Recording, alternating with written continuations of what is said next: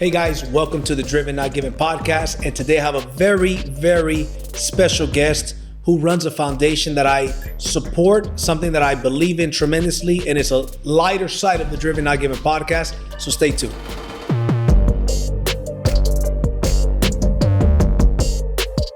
All right, so we got my friend Nick. How you doing, Nicholas? I'm doing all right.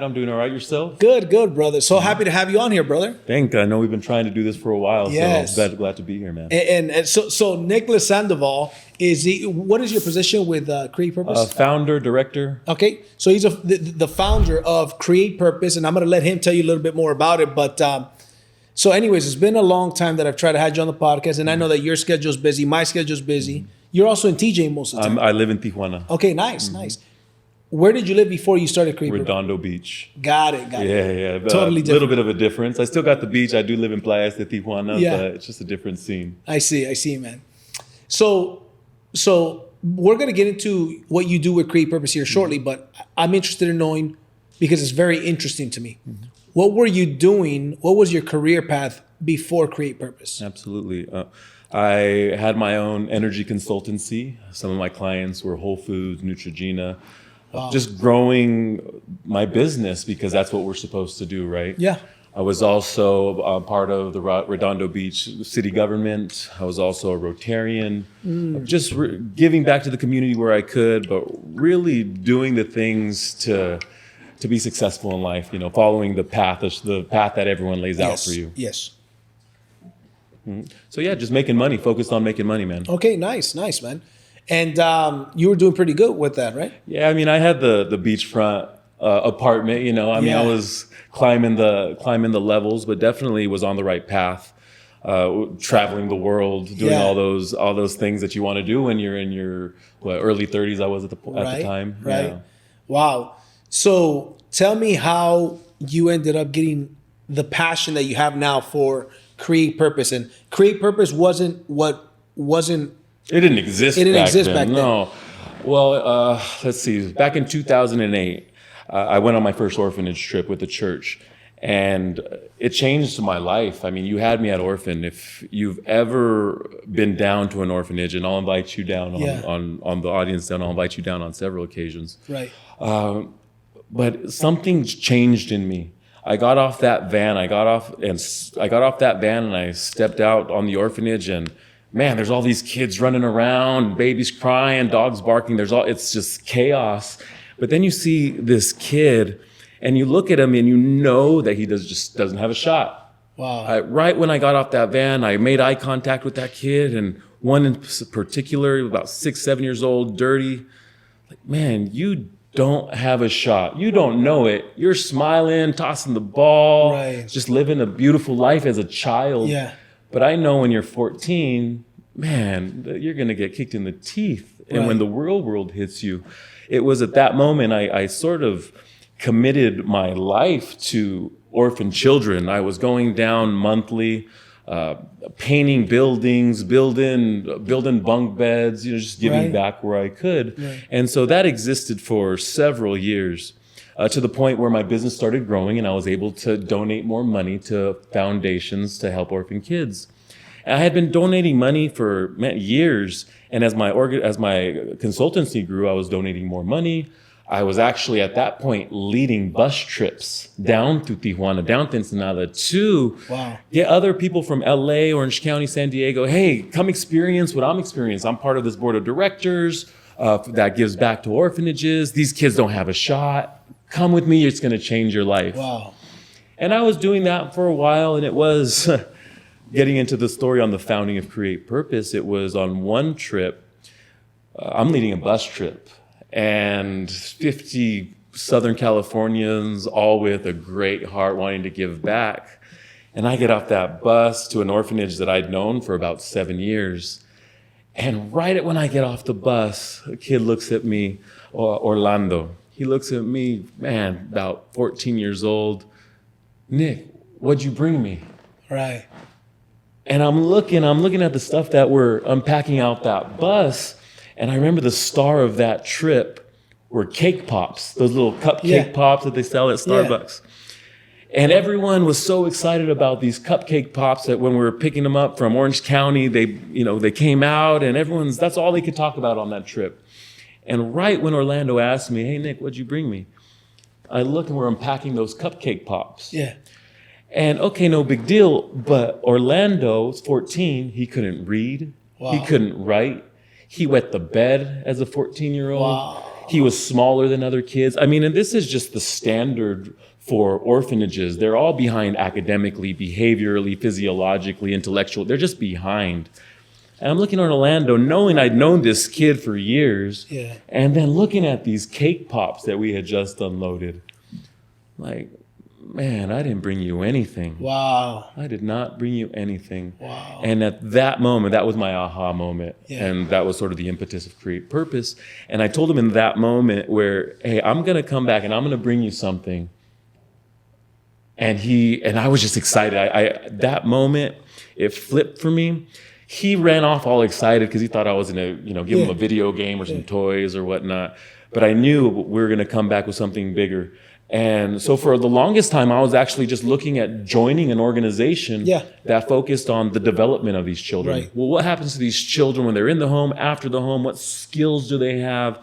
And who was helping them in that area? Yes. And just didn't exist, JC. Really? Just didn't exist. Everyone, when we think about orphan children, we set the bar so low. Right. So as long as there's a roof on their head, clothes on their back, we're doing our job. Wow. But I mean, we're not worried about the food that they're getting being non-nutritious, them being behind academically, and the teachers in their schools are just passing them on from grade to grade just because they don't want the orphan children in their class. So they go at 18, they turn 18, and the majority of them are forced to leave the home. And they leave the home. They have no family. They have no skills. They have no skills to be employed in a normal job market. Right. And what are we doing? And we're just, as a society, just worrying that they have clothes and food and a roof over their head. It wasn't enough for me. Mm-hmm. And I know there was just a better way to do things. Yeah. Wow.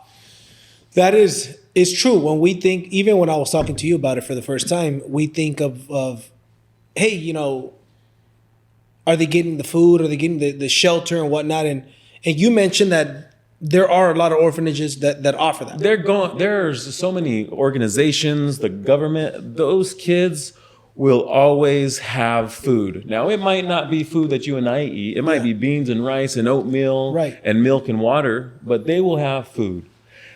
But nobody is focused on their development as humans. Yes. And so that's where Create Purpose steps in. So you guys are obviously in Tijuana, Mexico. We're in Tijuana. The majority of our orphanages are in Tijuana, but we are in Baja California with Rosarito, Ensenada, Tecate. We're also in Estado de Mexico, and we are in 6 orphanages in around Mexico City. We're expanding to Monterrey within the next few weeks. Nice. So the idea is to build a program that's scalable to any orphanage. Well, right now in Latin America because of Spanish, but that's the goal, to make sure that we impact every child. And to go back a little bit, when I stepped off that bus for the very first time, and what connected me to those kids was my dad left when I was 12, right? And but by the grace of God, my mom made sure that I had every opportunity in the world. And so I was always in this sport or that after school program or something. Yeah. And knowing that these children you have kids. Yeah. And I see your stories, and you're making sure that you're putting as many opportunities in front of your children as possible. Yes.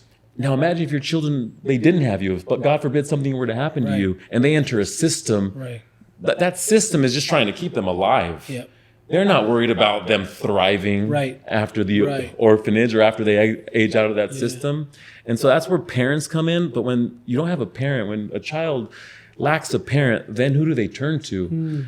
Create Purpose wants to be that consistency for them. Wow. So you have a big vision for Create Purpose. I have a big vision for the world. I think we can do better as a world. Wow. Mm-hmm. Wow. How many kids currently are a part of Create Purpose? We have 3 different programs. In 2022, we were able to serve 1,500 children through our nutrition program because we work with orphanage staff. But the heart of Create Purpose are really these bi-weekly, 2 times a week classes where we have professionals with the children, and there are 88 children in that program. We have 2 programs where we're bi-weekly with the children, one in technology where they're literally learning how to code, and a garden-based learning program. And I love our garden-based learning program because that's where we started. And if we would have started with technology, we would have never gone to garden-based learning because the tangible skills that these children are receiving with technology is profound. It's crazy. Really? But with garden-based learning, it's crazy because, yeah, they're learning to harvest, they're learning when to plant, what season to plant things, but it's more special than that. These children are learning patience. They're learning about collaboration and communication. A great story, one of my favorite stories is when we first planted strawberries. Yeah. So orphan children, they never have anything that's their own. Okay. They're sharing everything, toys, clothes, food. I mean, they're sharing everything. Yeah. So when we first planted these strawberries, kids come right when it's just tiny green strawberry, they're picking it, they're eating it, and they're not spitting it out almost. It's bitter, they don't like it. And they had to learn. It took months to learn because they were always wanting to be the first one to go and pick that strawberry and eat it, and it'd be nasty. Yeah. But they had to learn that strawberry needs time to grow, it needs time to ripen, and only then are we able to cut it, and these children can share it with their other brothers and sisters. That was so profound and impactful for me. Because, yeah, we're teaching harvesting and planting and all this stuff, but we're teaching things so much greater that a child will need, that a man or a woman will need in their life. Yeah. And so things like patience like that, things like every child wants to water. Everyone wanted to get that hose and be the person to water because they know that that's what is part of what's giving these plants life.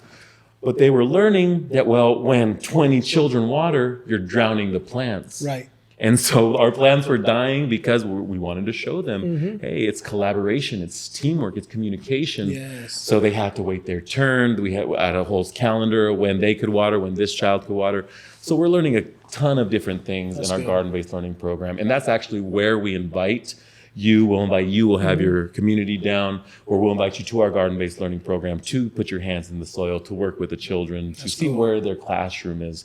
Because if we put you in their tech program, it's just weird. You're looking over their shoulder to see what they're coding, what they're playing with that day. But in our garden-based learning program, you really get to connect with who we are, the spirit of Create Purpose. Right. That's awesome. I love it. So these orphanages in Mexico, up to what age do they have the children? 18. The orphanage, one of the orphanages we're working at, they just got a baby in that was a week old. And at 18... if you're not in school or if you don't have a job, I mean, the majority of the times they kick you out. An orphanage will kick you out. You're 18, you're no longer wards of the state, you have to leave. There are lots of orphanages who, because they're raised, that's their family, okay, they can stick around if they help out around the house, if they're in university. But the majority of these kids at 18, they're gone. Wow. They are gone. And that's where they go into the world. They don't have the skills. They go into the world, they don't have any skill. What's interesting, we're just starting, I won't call it a program. I'll call it, I'm starting to invite a couple of young men who graduated from the orphanage or aged out of the orphanage over the last year. And we're really starting to connect. We went to go shoot pool. We had brunch the other day, and they're letting me in. I mean, they didn't know how to rent an apartment. They didn't know how to get a car. Yeah. They didn't know how to, get a license. These very basic things that you and I know just because of life. Yes. When they're in an orphanage, and this goes kind of back to our problem as a society is how we give. When they're in the orphanage, everything's just given to them. Yeah. When you're out in the real world, when's the last time someone just gave you something, not wanting anything in return, just, out of the grace of their heart? I mean, that when they exit that orphanage, they don't realize it is a dog-eat-dog world. Yes. And they're still expecting all these things to be given to them. And that is not the case. Right. And they're having a really hard lesson, and they're having to learn a really hard lesson when they do age out of the home. one of the main things of Create Purpose we are anti-pobrecito.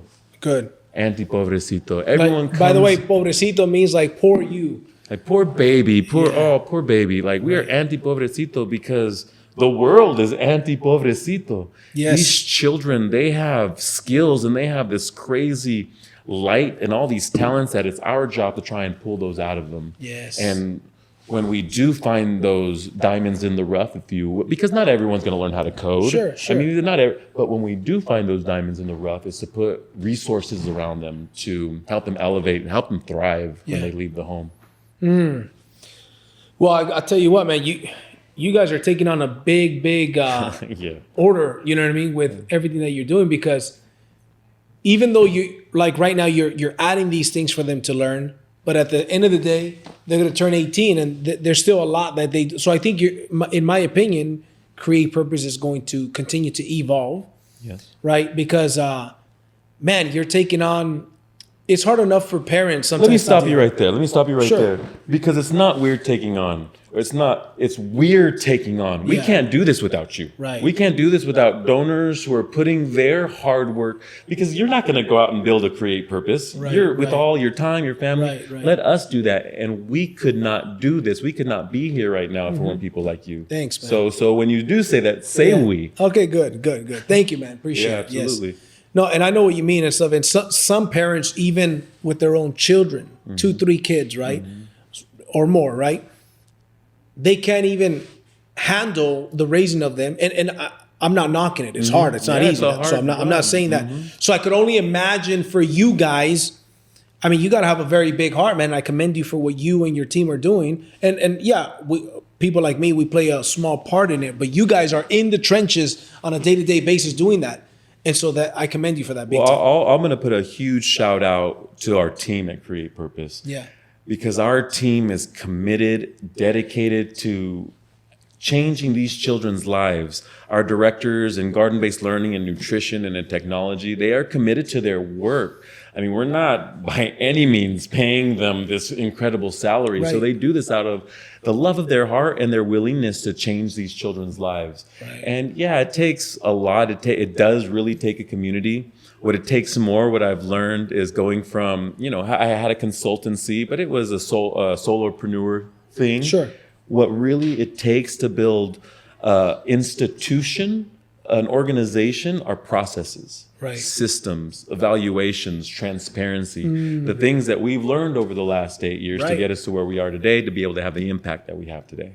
So you've had it now for 8 years. We started, yes, in November of 2014. Wow. Wow. I find, Nicholas, that because right now we live in a world where with social media and TV and the TV shows that are on now, what gets promoted, there's this whole, people compare themselves to others. People are working to have more things and more things and more things and more status and more status. Instagram probably within the last week or two just made the blue check mark. Yeah. Right, available to everybody, right? And I think for some people, like for example, I don't have it yet, but I do plan on having it. Yeah. And part of the reason why I want to have it is not because I want to look, because when everybody can get it, it doesn't have what it had before. But the point that I'm trying to make is this. I saw somebody post something that says, Instagram just had 600,000 people pay $15 per month to get a blue check mark to try to look like something that they're really not. Something along those lines, right? And I was thinking, wow, that's so true. Because we do live in a world where people are so consumed with themselves, with what's in it for me. What is the next thing that I can get? And I find that people, when they get to that point, they don't find fulfillment. A lot of people. I see some people sometimes that they start to make a lot of money, more than they've ever made, and they're more miserable than ever. There's this one guy in my industry that I see that, and I pray for him, right? I genuinely do. I feel bad for the guy.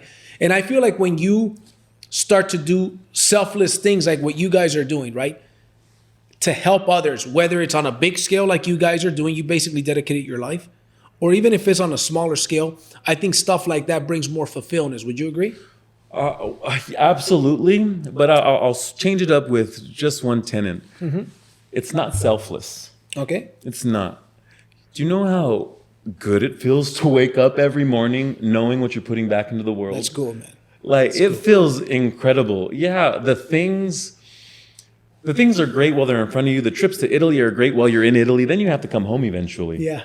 Yeah. You know, and I think what we've learned is, and we've known this, it is so much better to give than it is to receive. Yes. And when you can do so in an impactful way that includes community, that shares the story, we're just really blessed to be able to do what we do. And so I wouldn't say it's selfless.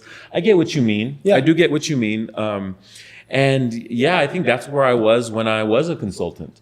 Was looking at my friends all having the conversations that we all talk about, boozing, weekend, all those things, stuff, cars, and it just wasn't it. It's not for me. That's not what it was. Yes. Fulfillment is so much bigger. This world, this life has so much more to offer than just tangible goods. The spirit is constantly searching for ways to get ahead. And I feel like, man, my spirit is so full. And I know those on my team, their heart are so full. And I'm not, we'll just leave it at that. Yeah. I get what you're saying. But I also think that the way that you think that how good it feels to do what you do, and it's not selfless, but I think that's also a testament to the person that you are, bro. It's also a testament to maybe the way your parents, your mom raised you, right? Because not everybody feels like that, right? And don't get me wrong, also, I'm sure there's some people that maybe listen to this and say, hey, man, my new car and my new things, they do make me feel good and I'm genuinely happy. Hey, more power to you. Yeah, right? Like, do your thing, bro. Yes. Yeah, absolutely. I'm not knocking it. Absolutely. I'm just making a suggestion to those people that may not feel that way, that, hey, there are organizations out there. There are things that you can do. I was talking to my son the other day, bro. Matter of fact, this conversation with my son Maximus is what got me to call Wences and you. That's what started it. I was talking to him, and when we were kids, we were all told, hey, you're not eating all your food. You know that there's kids in other countries that they don't even have any food, right? So I think everybody's been said that. So I was talking to my son, and he always eats pretty good, but this particular day he didn't. And partly was because he was talking and he was kind of talking too much, and then he had eaten a little bit and then he just wasn't hungry. Right? Anyways, point is this. I say, son, you know that there's some kids that they don't have really any food to eat, or they don't have this quality of food to eat. And there generally are some kids that maybe even go through a dumpster to look for some food, right? Definitely. Before they find, but I'm sure in some countries there are, stuff like that, right? Absolutely. As I said those words to him, his eyes, big old eyes, get watery, bro. And then tears just come down. And I felt bad, but I also didn't regret saying that to him. No, absolutely. Right? Then I said, look, and he started crying, right? I said, it's okay, son. And once I held him, he started really bawling. And I said, but you know what though? We can help people like that. We can help kids like that. Yeah. And then he kind of separates from me a little bit. He says, how? And I said, I have a friend. Yeah. So I told him a little bit about what you do. Yeah. And I said, would you like to help out? He says, yes. So what I do for him is that every day he has to do his bed and brush his teeth without me telling him to in the morning. And in the evening too, but especially in the morning. And throw 30 kicks. 10 front kicks, roundhouse kicks, and side kicks, right, on each leg. So it's 30 kicks each leg. I say, if you do that without me telling you, because I'm trying to teach him responsibility and discipline. I said, if you do that without me telling you, you'll earn $8. Okay. You got to do all three things without me telling you before 6 p.m. Right? So you could do it after school. You know what I mean? You got enough time to go to jiu-jitsu, get home, do your homework, but 6 p.m. And so I said, and what you could do with that, this is years. It's been years that I do this with him, right? Now, if 6 p.m. comes around, he hasn't done it, and I have to remind him, he has to still do everything, but for free. Yeah. So I say, you've been forgetting lately. Like every other day, it seems like you're forgetting to do them. But if you forget to do them, here's what we'll do. We'll take $50 a month that you earn. $50 a month, and we're going to donate some of that money to some of these kids. What do you think about that? So when you forget to do it, it's not just affecting you. it's affecting these kids, right? So he's like, okay, yeah, I'll do it. So I'm teaching him right now the importance of how to earn the dollar, but also what to do with that dollar. Absolutely. Right? And so I remember that he forgot a couple times and said, let's find a solution. Because he likes to watch, he doesn't watch TV every day, but probably 5 days a week, right? Because he's busy. He's got jujitsu, he's got homework, right, whatever. And then he plays with his little brother and whatnot. So I said, one of the things that we could do is we could put a sign on your room, but also on your control. Because when he does watch TV, it's like an hour a day, right? And we monitor what he watches. But the control, I said, here's what I suggest you do. Maybe put a piece of paper on the control with a stick, with a tape, that you cannot turn on that TV till kicks are done. So it says kicks ? So you're not allowed to turn on the TV till your kicks are done. So now he's been remembering. So now I say, I'm going to donate, Daddy's going to donate money to this organization, and you're going to give me 50 of those dollars to donate to the organization. Oh, sick. Does that make sense? But a lot of kids, a lot of people, they don't really know what's out there. And I think going on trips like what you suggested, or even just watching it online and saying, hey, I'm sure there's people that are watching this saying, hey, how can I get involved with this organization? How can I learn more about this organization? We're going to talk about how people can connect with you, bro. But it's a very important thing that needs to be done, bro. And I think that the world that we live in today, bro, it needs more people like you, man. We do need more people like you. And luckily with the internet, it's a double-edged sword, right? The internet is, there's a lot of bad, a lot of Bugattis, right? A lot of Bugattis, right? And but there's also a lot of good. But what is it that people are looking for? That's part of the reason why I want to have you on the podcast too, because I'm like, yeah, we talk about business, we talk about being driven, we talk about succeeding. But for me personally, bro, I make a good living. Personally, I don't really care to get my expenses and my things to increase. I care my income to increase, but the experiences with my family, the people that I help, right? The organizations that I support, that to me personally is what's the most important thing, right? And I want to bring awareness as I have this platform. Hey, let's bring awareness to some of these people, bro. So, absolutely, amen. So to me, one thing that I like to know about you is the organization that you've got now. Where do you see it in the next 10 years? Where is Create Purpose in the next 10 years? We've had a 4-step plan. The first, developing programs. Right. Didn't know how difficult that would be to put learning programs inside orphanages. Like I said, behind academically. Oh, you mean like the 2 programs you have now? Our 3 programs, nutrition, garden-based learning, and technology. Didn't know what that looked like. At first, we were with occupational therapists going down in orphanages, from Orange County once a week. Yeah. And that wasn't it. We knew we needed community. And so it took several years. It took 7 years for us to be able to build our programs in an effective way that were measured, that we knew the impact, that had processes, procedures, that we can scale. Systems are everything for the organization. So that was step 1. Took a little bit longer than expected. Step 2 is where we're at now, is just program sustainability. We have these 88 children in our programs. Let's get them monthly scholarships. You've helped a great deal with that. Thank you very much. No Our mutual friend Wences has helped a great deal, been a very good friend of the organization since our beginning. Thank you. Shout out to Wences. Thank you very much. Phase 3, after we have program sustainability, it's time to start a social business. So Create Purpose, we've dabbled a little bit in starting our social business, but we have one that we're ready to lock and load that we'll share maybe the next time I'm on here. Sure.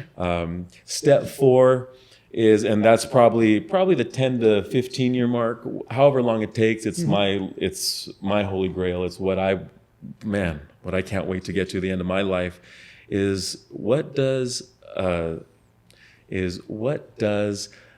a sustainable orphanage look like? What would it look like if an orphanage wasn't worried about receiving handouts from donors or having to, get food donations from someone? What if we were to build an orphanage that made its own money, grew its own food, and were aging out and graduating out high value men and women who not only want to give back to society, but want to give back to the orphanage from which it came. That's changing the system from what's within. I don't know if that's going to happen in 10 years. Yeah. But it's going to happen. Right. Wow. I think that's a great goal, man. Hey, listen, words have power. You putting them out there. Maybe somebody listens to this interview. So what are some of the things, maybe somebody's listening to this, watching this. What are some of the things, Nicholas, that you feel that your organization, Create Purpose, needs today? That's if somebody could come in today and contribute somehow, right? Maybe monetarily or not monetarily, whatever the case may be. What is that? Monthly scholarships for our children. Okay. I think before we've been reliant on events or grants or these things that you put in a lot of work for money one time and you have to do it time and time again. So it puts a lot of strain on the organization, on staff. But I think what we're wanting to offer these children is making sure that they know a Create Purpose program is going to be there week in and week out. We've costed down. We know it costs $88 a month per child for our programs, and that's what we need. We're currently at 33 children scholarships for orphan children. We're looking to get 88, so we're about 55 short. And that's why I do what I do. That's why I come on the podcast, go on interviews, do my presentations.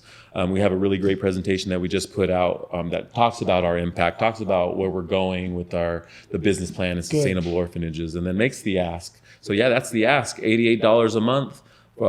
Support one orphan child for Create Purpose programs, give them the tools to thrive in life. Got it. So the $88 per month gives basically the education to the child. Absolutely. And the food and shelter is already covered, right? Yeah, the food. They're the orphanage. We're not an orphanage. We Right. partner alongside orphanages. Yes. So we make sure, and we have a great onboarding and an audit for the orphanage when they come on. Yes. So they all start at our nutrition program. We have 25 orphanages in our nutrition program, and then from that we determine, okay, this one was never late.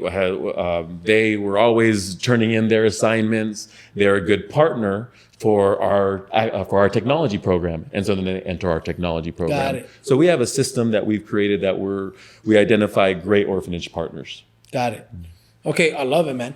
Besides the $88, is there any other memberships? We make it really easy. For $8 a month, you cover the supplies for a day of class. For $264 a month, you cover the scholarships for 3 children. But really, at any level, click on the button, put in a custom amount, and we'd love to have you in our community. Right. Awesome. I love it. So how can people connect with you, bro? How can people find your organization and connect with you? I think it's easier, and we're telling our best story these days on Instagram. Okay. At Create Purpose. Okay, good. Plain and simple. This past year, we've really gotten better at telling our message. We've really gotten good at sharing our impact with our donors and telling our donors our stories. I know you've been receiving some emails telling, hey, we've been at this for 8 years now, and we've seen some great impact. We're excited to share our stories. We're excited to share our message. We're inviting donors once a month down to the orphanage to break bread with us, to get your hands dirty in one of our programs. This month it's going to be on April 29th down in Tijuana. We make it really easy for you to cross the border, hold your hand, make sure you eat well. It's a different experience. People have this idea of Tijuana that just isn't true. Really? We make sure that when you come down with us, not only are you impacted your heart, you'll be filled with joy, but you also eat good. You also have a good time. That's good, man. That's good. I love it.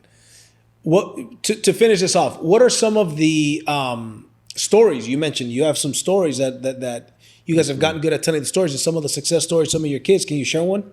I'll share one. I'll share one because I'll wait for when you donate. You get a sequence of emails that share a lot of stories. But I do share one that's not in there that they just told us about. So we had been giving our technology program for a couple of years, and at one particular orphanage, and the only constant at orphanages is chaos. Yeah, it's the only constant. Always chaos. Always change. And so we go to an orphanage, and all of a sudden they had a new law where you have to separate boys and girls, different ages. So the entire orphanage, they had to split up, and there was a 12-year-old girl, Monica, who had to leave and go to another orphanage. She was crying the whole time. I'm not saying it was because of Create Purpose program. She had a lot of friends there. She had a lot of family there, but she had to go to a different orphanage. Fast forward about 2 months later, we're looking to scale our programs, and our director of our technology program sees Monica at another orphanage, an all-girls orphanage. So she goes and she's walking. Monica is so excited, walks up. Ana, are you coming to this orphanage? Are you coming to our orphanage? No, we're not. We're just having a conversation. No. She sits down with the director to see if it's a good fit. Right. We go in. It's a great fit. It's an all-girl orphanage, adolescents, and so we're really excited. Girls in tech to push that, to push girls in technology. And so we come out, and Ana tells Monica that this 12-year-old girl that we're gonna have our technology in her program. And for whatever reason, we have our various theories, but Monica, that child, breaks down and cries.